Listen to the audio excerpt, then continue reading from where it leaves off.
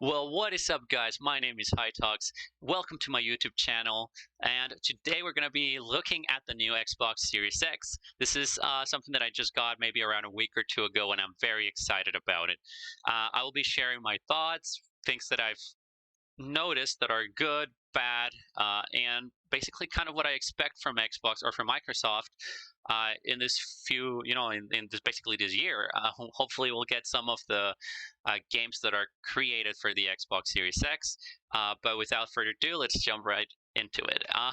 Right now, anywhere, I don't know, somewhere in my bag or something. You guys get it.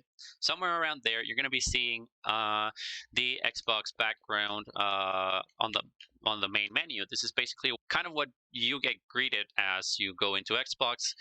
I'm not going to go through all the details. If you have ever played on an Xbox One or anything like that, you know exactly what you're looking at. But to anybody that hasn't, it's very simple. Basically, you have your recent games and applications that you've opened. Uh, and then you have in here, you very easy. You click there, you have your games, your apps, your groups. Um, these are the games that I have downloaded so far. They're not all the ones that I've played. I've been playing on this thing for like hours every day. Basically, just figuring out what I can do, how it feels. Also, I've been enjoying a lot of the games. But yeah, the first thing I want to talk about is actually not related to how my experience has been playing the games on the Series X. Is mostly the issues I encountered when trying to make this video. Um, for some reason, Xbox or Microsoft has not enabled the option for the Xbox Series X and Series S to stream over to a computer. That was something that the previous Xbox, the Xbox One S and X, do have.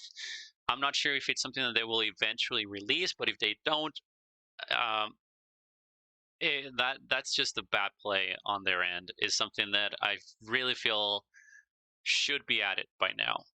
Of course, there are other options. You can buy basically a capture card which you would plug in and that'll record everything. Or you could also get an external drive and record everything into an external drive, but it has to be a specific drive that will be, not only, well, it would have to be readable for the Xbox, which, um, yeah, there are some, but they're also kind of expensive. And then if you buy the actual memory card that Microsoft is selling, it's like $200 for 1 tera, and I just don't think it's worth it. Um, if you don't have anything plugged in, however, it will not let you record for longer than, I think it's like 60 minutes is the most you can do it at 180p. So you can't even go to 4K and record that. I think that would be like 30 seconds or something like that. Which at the end of the day, it's unfortunate. I did find a workaround. What I did was I downloaded an emulator onto my computer, and then from the emulator, I downloaded the Xbox Companions app, which does have the option to stream. That is why it's a little stupid for me. How are you going to have the Xbox Companion enabled for a phone and not for a computer? I don't know. Hopefully, they will fix that in the future. But right now, what you're looking at is the resolution is way down because it is using an emulator, and it will only let us stream it with a lower quality than I'm actually looking at the game right now. Something that I'm really happy about is there is almost no latency. So if I move it, I guess what could I do? I could come here and just like that, so it moves almost immediately. Um, that is, I guess it is a good workaround. Of course, you have all of the little, well, you have like battery, the Wi-Fi, you have the network, all of those things up there, which hopefully, you know, we'll be able to get over. But other than that, as of right now, I am very disappointed with that. That is something that is a big letdown for me, especially since I am, starting into this whole YouTube. Um, I think the Xbox is a good, uh, it's a good console that I could do a lot of things. Then the other thing I want to talk about is what would be the Game Pass. Right now, I did get the Game Pass for right now. If you go buy it, I think it's like $1 for 3 months, something like that. And then if you get the best of the Game Passes, then you get basically all of these games. They will also be updating this day. I think it's like monthly or something. They will either add a bunch of games or remove other games, which is pretty cool. They have it's a pretty big collection. I feel like it is worth it. However, the total price once this promotion is gone will be for $14. So that's something to keep in mind, of course. If you play on consoles, you know that you do require some service to be able to play online. But as of right now, those are I will show you the games that I have. Basically, this is it. Now, I tried. These are not the only games I have downloaded. These are just I downloaded a bunch of others. I played through them, or at least a bunch of the game, and then I moved over to another one to try it. But there are some things that I want to talk about. For example, the first thing, which I am actually a big fan of, and I feel like PlayStation should have this, is Quick Resume. I don't know why they have not added that yet, but I'm going to show you what Quick Resume is. So, for example, I'll go ahead and open FIFA, and let's wait for it to boot up. But basically, what Quick Resume is I can go ahead and jump into a game as long as it's not an online game or an online match, and I'll be playing through it, which is fun. And then let's say a friend of mine says, "Oh, dude, I'm actually playing, I don't know, let's go ahead and play Gears of War or something," and then I can just go ahead and jump into that game without losing the progress of what I have here. So, for example, I'll do a kickoff game here. Okay, right now I have 2 controllers, but it doesn't matter. We'll go to classic match. Just go straight into the game.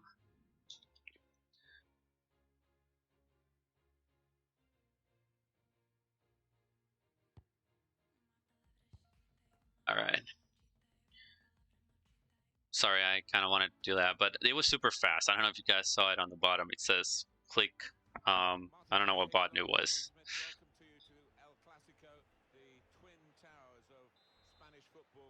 So we're in here, right? And then we just want to go ahead and, I don't know, let's go ahead and play something else. Okay, I don't know, let's say I want to play Cluster Trucks. This is a fun game, by the way. If you've never played it, you should definitely play it. And if you watch YouTube or Twitch, you've probably seen this game at some point. So basically, I'm here, I die, I'm like, oh, I don't want to play this anymore. Let's just jump back into the game that I was playing. We go over to FIFA, and it will open, it's basically as if I would have just pressed start. And I just play, and I can just jump right into it.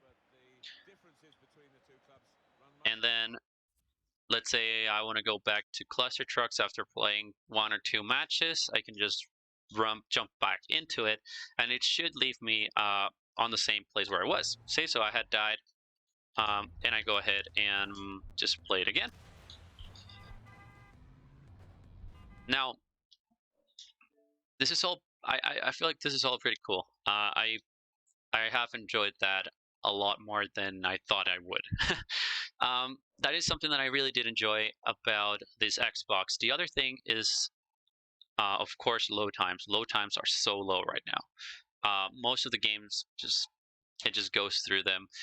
It's not automatic like a lot of people would like to say, but it is a lot faster to any other console.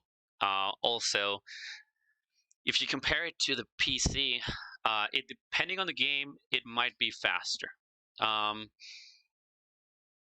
But yeah, that is one of the things. The other thing I want to talk about, which is bad, is let's say I come over to Game Pass and I want to download a game.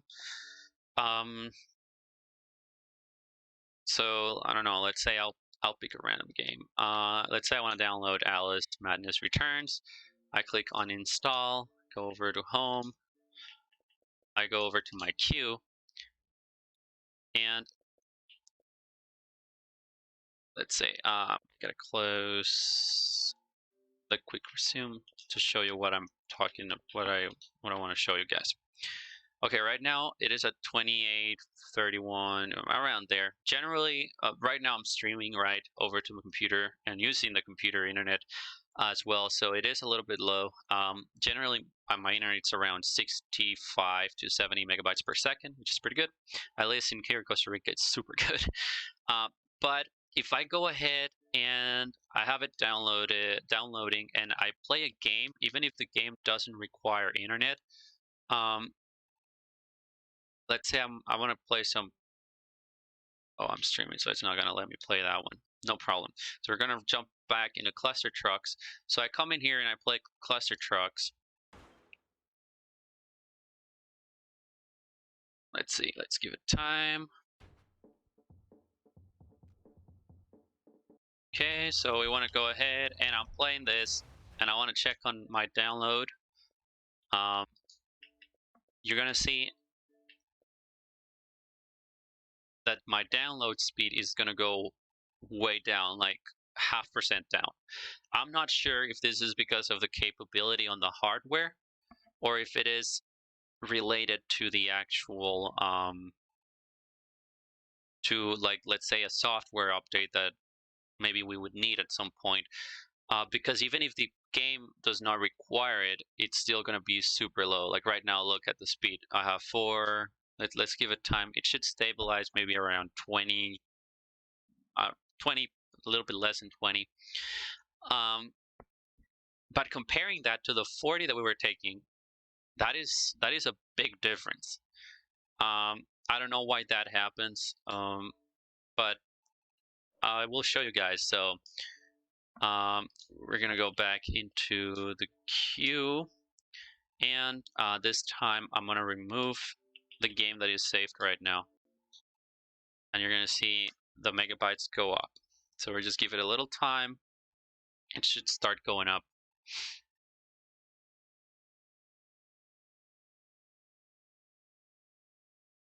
See, I'm not sure if this is something that is fixable with a software update, but it's something that I noticed that it's like, I don't know, it's. I feel like the hardware should be able to take that. That's what I feel. But hopefully that will be fixed. So those are some of the things that I've noticed. I have also noticed that if you go to, let's see, I don't remember where it was. Oh yeah, if you go to apps and then you want to create your avatar, it's not going to let me do it when I'm streaming. But basically, it gets super laggy after you put something like clothing on your avatar. Or you add glasses or something like that. It's just the animation itself gets super buggy, the application gets super slow, and I do know that that has to be a software update that we will require at some point. I just don't know why it's not enabled yet. But other than that, this is a pretty fast gaming console. It is very smooth. I haven't had any issues to where like it crashes me on while I'm playing a game, anything like that.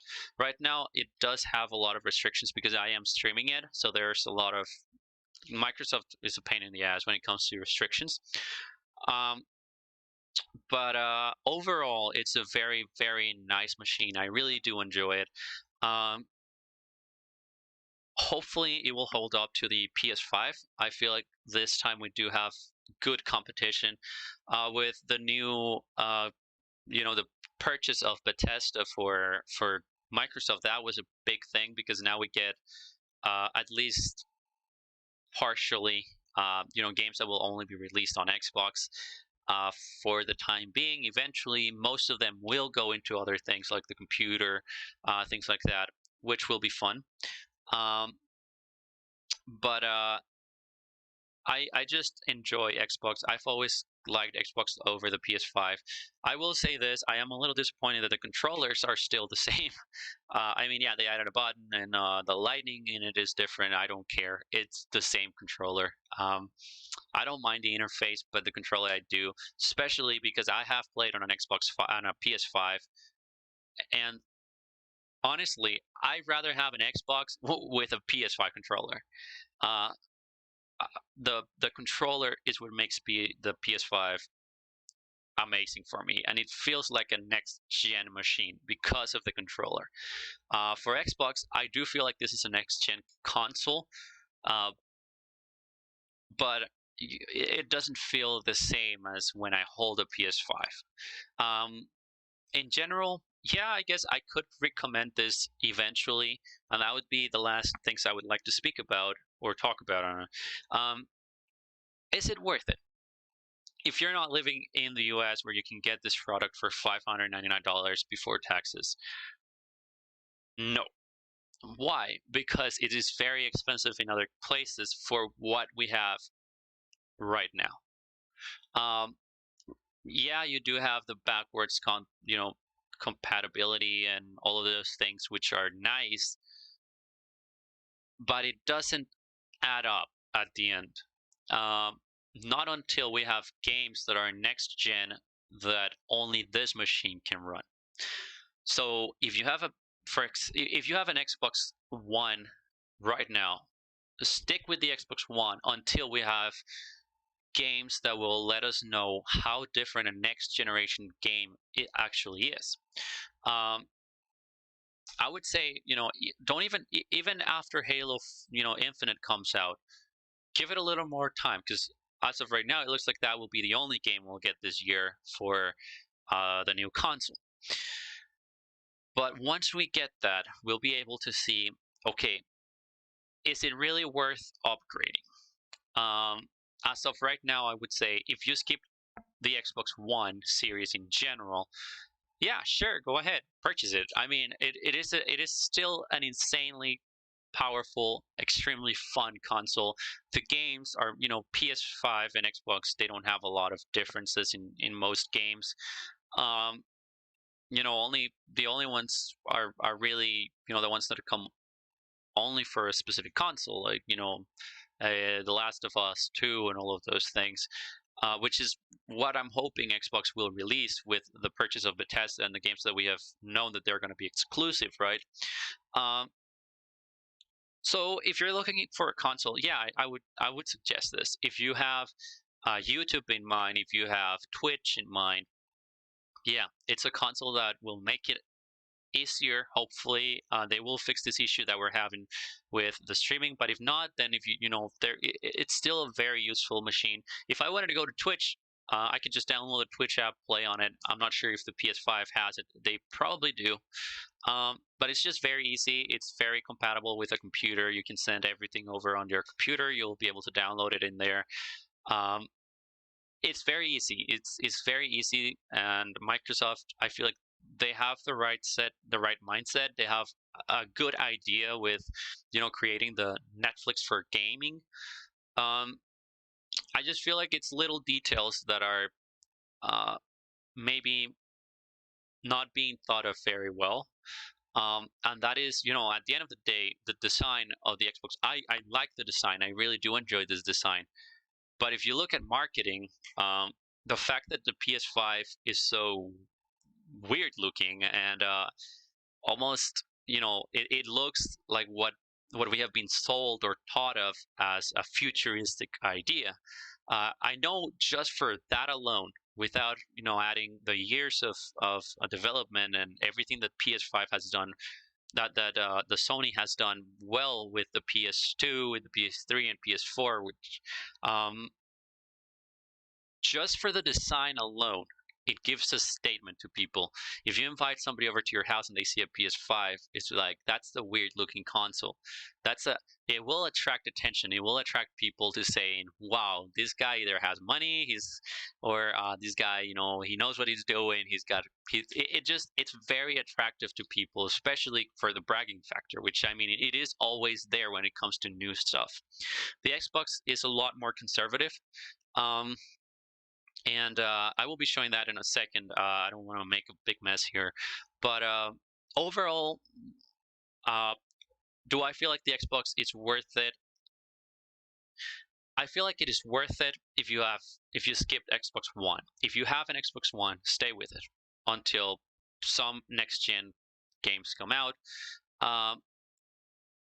And if you're just looking for a console that will play anything, yeah, go for this. The download for the games are insane. Like, I mean, their games are, between 45 to 90 gigs. If you don't have a good internet, that is going to be a pain in your ass. But even for me, I have good internet, at least where I live. It still takes time. It's a lot faster, but it can be slow. Like, for example, let's see if we can check here. So all of these games, for example, Halo, the Master Chief Collection game add-ons here. It's 125 gigs. That's insane. Now that is a lot of games in one, so it's fair. Okay, you can say, oh yeah, it's okay. That's a game that it has several games in it, but it's still not excuse. I mean, everybody knows Call of Duty Warzone is huge. Let's go over to Destiny. Oh shit. So if we go over to Destiny, it's 70 gigs. They are all like that. I think the smallest ones that I've downloaded right now are Cameo, which is a pretty old game. Of course, it's going to be small. Cluster Trucks, because it's a simple game. Paladins was like 40-ish. Minecraft was pretty small too, but Minecraft doesn't count. I mean, it's always been small. But it's crazy. It's crazy that it's so they are so big, and eventually games are, I mean, this console has about 800 gigs left after you install everything that you are required to play. But that is, I mean, it is something, but it's nothing for what I'm picturing. For example, Halo Infinite, it's probably going to be huge. It's going to be like what, maybe like 150 gigs. Plus all of the updates that you're going to have to do eventually, which you're going to run out of space fast. The Series S, I don't feel like it's worth it. But that will be something for another time. And you guys can look at other videos as well. So anyway, that is kind of my thoughts about it. Yes, it's worth it if you don't have an Xbox One, and if you want a fast console. It is good. You shouldn't pay for the prices that are. For example, here in Costa Rica, I think they're selling it for what is the equivalent, like $1,400, something like that, which is stupid. It's insane. You should never pay that much for a console. But then again, that's the world in which we live in. I was fortunate enough to get it from the States, or with the price from the States, which was very good. And I have enjoyed it. I have enjoyed it quite a bit. And yeah, now I'm going to give you guys a small tour.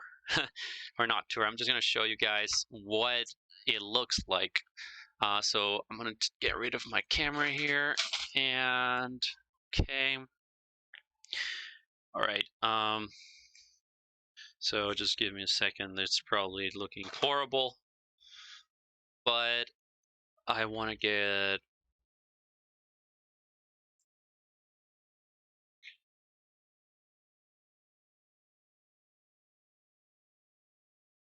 Okay, sorry guys. You guys are seeing me do some. Okay, I want to make this big for you guys.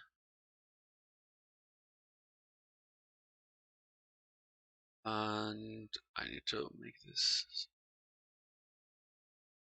Okay.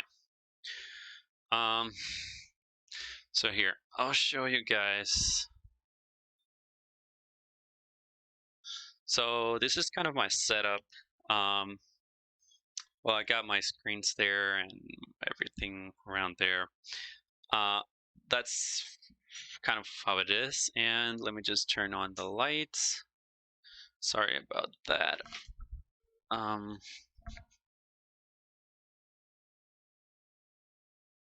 Okay. So this is what the console looks like. I'm sorry, it's a little dusty. It's literally a box, a block. This is what the controller looks like. Let me show you guys. So I actually got two because, I mean, you can't have a console without two controllers. So as you can see, the only difference really from an Xbox One controller is that share button is there. Everything else, well, they did change this, but I mean, it's pretty much the same. And yeah, that's how it looks like. I have really enjoyed it. I feel like I said, I like it. I like it a lot. I feel like it's very minimalistic. That's like the top, as you can see. By the way, it's got the colors of my channel, which is fun. And it's nice. It's big. It is, but it is a big machine, you could say. I'm not sure. I mean, you guys, a lot of people will say stuff about the design, whether they love it or hate it. For me, I like it. It's not the best. It's not something I would have gone for, but it's still something. It's a nice machine. I like how it looks. But anyway, that was kind of my setup, and now I'm gonna go ahead and put you guys back into where you go. So let me put this here.